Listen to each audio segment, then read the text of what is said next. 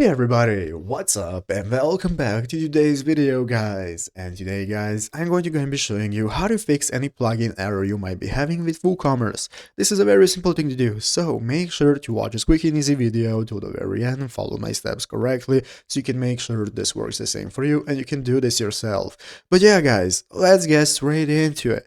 So the first thing you want to do is to go ahead and open up the official WordPress website right here at wordpress.com if you've not already. And after opening it up, you'll be greeted by this main page right here, which is the home page where in the upper right corner you can get started with logging into your account if you've not already. So go ahead and log in, and after logging in successfully, you'll be greeted by this home page right here where in the left side of the screen. You can take a look at all the sections you can access, such as home, statistics, upgrades, and so on.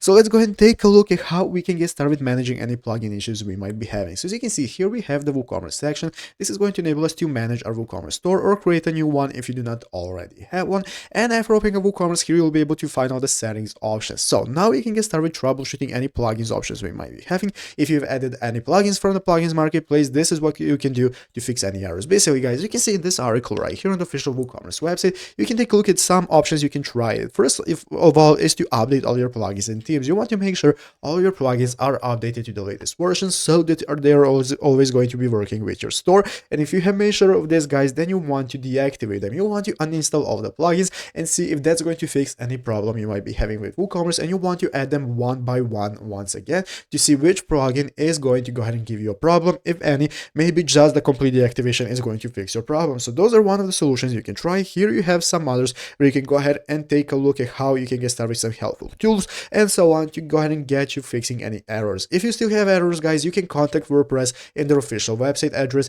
and you can tell them what the problem is and ask for help. But basically that's what you can do. So I hope this video was helpful. If it was, make sure to leave a like, subscribe to the channel. So guys, thanks for watching, take care, and bye.